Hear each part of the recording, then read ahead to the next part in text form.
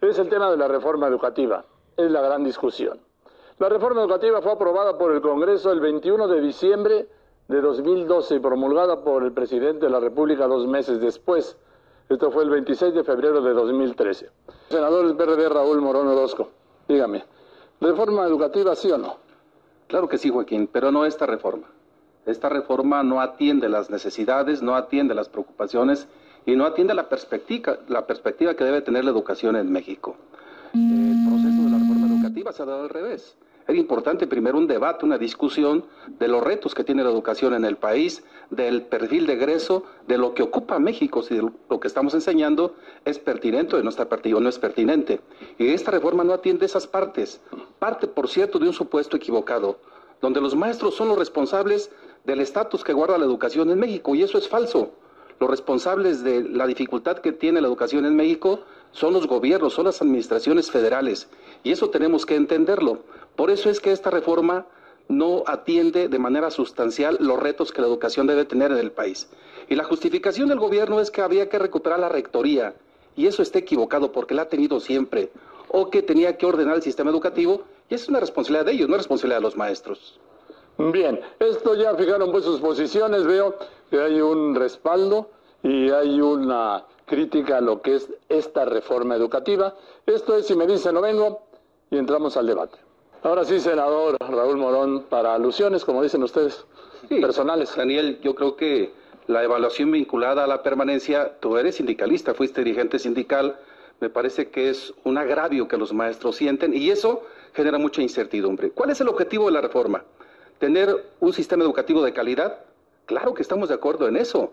Y para llegar a un sistema educativo de calidad, la evaluación tiene que jugar otro papel.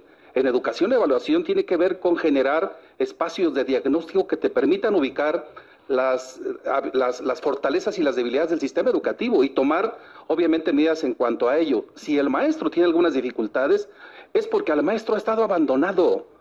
Los problemas tan graves que vivimos en este país se derivan del dejo que ha tenido el sistema para con la educación. Los países que tienen una educación de calidad son países que tienen desarrollo económico, son países que socialmente tienen una evolución importante. Y aquí en México a los maestros se les ha abandonado, a la educación se les ha abandonado. ¿Fue solo la evaluación, senador? No es nada más la evaluación. Yo creo que lo que está a debate, la evaluación no es lo de menos, ¿eh? Por cierto, la pregunta es si lo único que se ha hecho de la reforma es la evaluación. Sí, es que han evaluado a los maestros, y la evaluación de un maestro no quiere decir que el maestro evaluado al día siguiente sea mejor, Joaquín, de ninguna manera. Lo que tiene problemas es todo el modelo educativo, y entonces lo que hay que poner a debate es todo el modelo educativo. Por eso, como decía el doctor Gilantón, es importante la discusión de todo, desde el tema jurídico, que es el tema legislativo, desde el tema del federalismo, desde el tema de la participación social, los programas de estudio, todo es todo, y cuando discutes todo, entonces ubicas con claridad qué es lo que tienes que hacer para que la educación juegue otro derrotero en este país. No se hizo así. Empezaron por la ley de reiteros con un supuesto equivocado de que el maestro es el responsable de la situación educativa del país, y por eso lo único que han evaluado son a los maestros, no han evaluado otras cosas, es a los maestros, y la evaluación a los maestros de ninguna manera corrige de manera integral el rumbo que tiene la educación en México. Me parece que estoy escuchando como de un mismo tema, dos mundos. No a esta reforma educativa, que es punitiva y que castiga a los maestros, y sí a la reforma educativa, porque no es punitiva y no castiga a los maestros. Pero está viva la reforma, senadora. Claro, está muerta la reforma. 4 estados están en las calles, Daniel. 4 estados han tenido la valentía de salir a cuestionar, esta reforma educativa en particular. Por eso, esta reforma educativa está cuestionada en la calle por 4 estados. Pero hagan una encuesta con todos los estados de la República, a todos los maestros de México, y van a ver cómo los estados tienen incertidumbre. Los maestros tienen incertidumbre, todos los maestros de México, por la puesta en práctica inadecuada de esta reforma que atenta contra el derecho laboral. Y déjame decirte una cosa, el desorden que hay en educación, Daniel, que tú decías bien y reconoces, que no sabían cuántas escuelas hay, ni cuántos maestros laborando, no es una responsabilidad de los maestros. El desorden lo tienen las autoridades educativas, los que están al frente en los estados de la educación y el propio secretario de Educación a nivel federal. Ellos son los responsables. Entonces, esta reforma no puede trascender de esta forma. Vamos a hacer una pregunta, senador. Dijo, hay cuatro estados que están en la calle. Sí.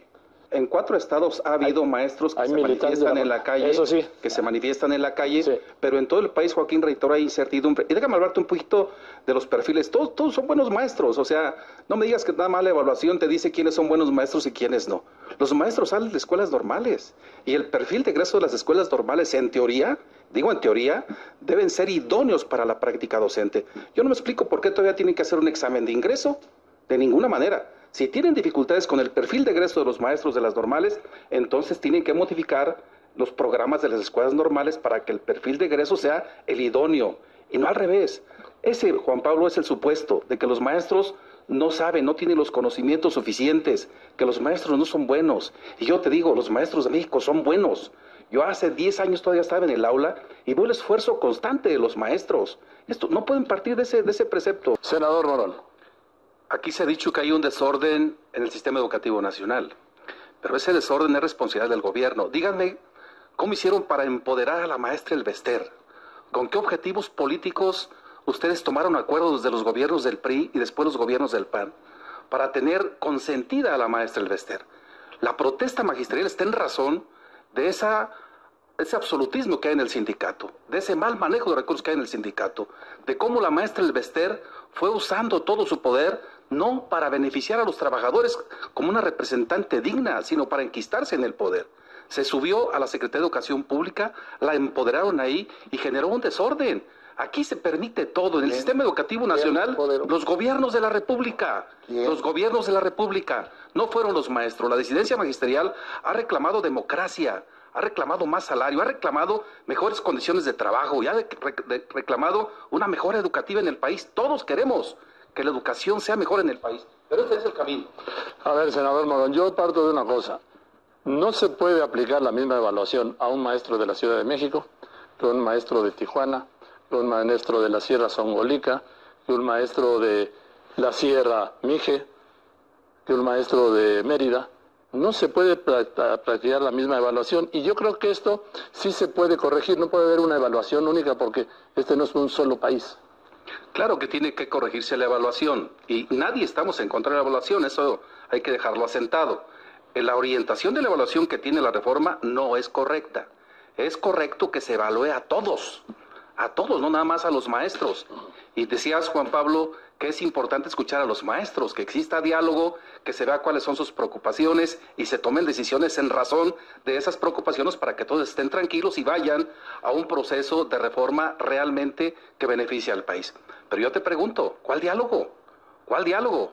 Ustedes se movilizaron 200 días, Juan Pablo, y 200 personas en el Ángel de la Independencia y encontraron de inmediato el picaporte con el presidente de la República.